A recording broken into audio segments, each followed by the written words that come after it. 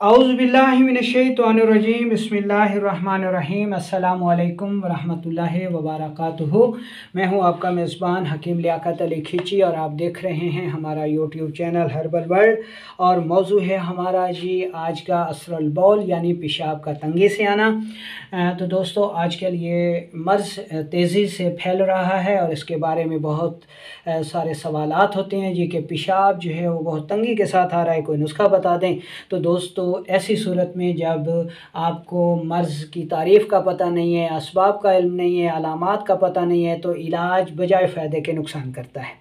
तो इसलिए बेहतर यही है कि आप सबसे पहले उस मर्ज़ की तारीफ़ को जानें, फिर असबाब को जानें, अलामात देखें, तब आपको इलाज फ़ायदा देगा वरना नुकसान देगा। इसलिए वीडियो को पूरा देखा करें, असबाब को जानें, अलामात को जानें, फिर इलाज करें, तब आप कोई शिकवा नहीं करेंगे। वरना आपके जो शिकवा शिकायत आते हैं उसमें हम देखते हैं जी कि वीडियो को तो आपने पूरा देखा ही नहीं है, ठीक है ना जी। वीडियो को जब पूरा नहीं देखेंगे और वीडियो के शुरू होते ही आप डायरेक्ट उसको स्किप करके आगे करके इलाज पे पहुंच जाएंगे, नुस्खा देखेंगे और फ़ौरन बनाने की कोशिश करेंगे, तो फिर तो आपको फ़ायदे की बजाय नुकसान ही होगा। तो मेरे भाई वीडियो को पूरा देखें, असबाब को समझें, अलामात को देखें, फिर इलाज वाली चीज़ें इस्तेमाल करें तो आपको फ़ायदा होगा वरना नहीं होगा। इसलिए शिकवा ना कीजिएगा, हरगिज़ ना कीजिएगा।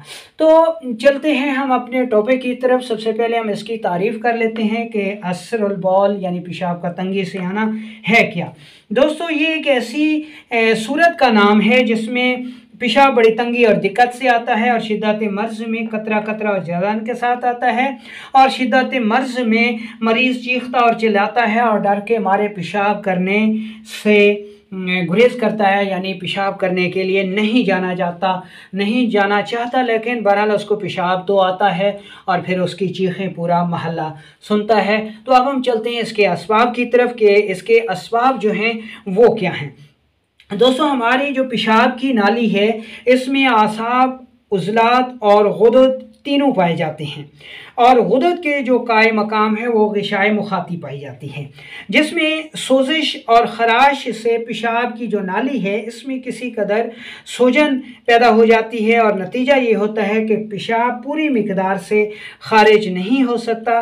ये सूरत असरुल बौल या पेशाब का तंगी से आना कहलाता है। इसके दूसरे असबाब का अगर जायज़ा लिया जाए तो इसमें बैरूनी तौर पर चोट भी शामिल है, पथरी हो सकती है, गर्म ग़िज़ाओं का बकसरत इस्तेमाल है, कसरत मुबाशरत है, शराब नोशी है, प्रोस्टेट ग्लैंड के बढ़ जाने से भी ये आर्ज़ा लाहक हो सकता है, गुर्दों की सोजिश से भी ये आर्ज़ा लाहक हो जाता है, क्रिएटिनिन के बढ़ जाने की वजह से भी ये आर्ज़ा लाहक हो जाता है। और अगर देखा जाए तो कानून मुफरत आज़ा में इसका जो सबब है वो गुद्दी आसाबी तहरीक यानी गर्म तर जो है वो तहरीक का मर्ज़ इसे करार दिया जाता है, ठीक है जी। अब चलते हैं इसकी अलामात की तरफ। तो इसमें पेशाब दर्द और तंगी के साथ कतरा कतरा और जलन के साथ आता है और पेशाब की रंगत जर्द सफ़ेदी माइल होती है, मसाना के मकाम पर शदीद दर्द होता है, मरीज़ पेशाब के लिए बार बार जाता है लेकिन पेशाब बहुत ही कम मिकदार में कतरा कतरा जलन के साथ आता है और बाज़ औक़ात दर्द की इतनी शिद्दत होती है कि मरीज़ जो है वो वाशरूम में ही बेहोश हो जाता है। तो ये हो गई इसकी जो है असबाब, अलामात, तारीफ़। तो अब हम चलते हैं इसके इलाज की तरफ।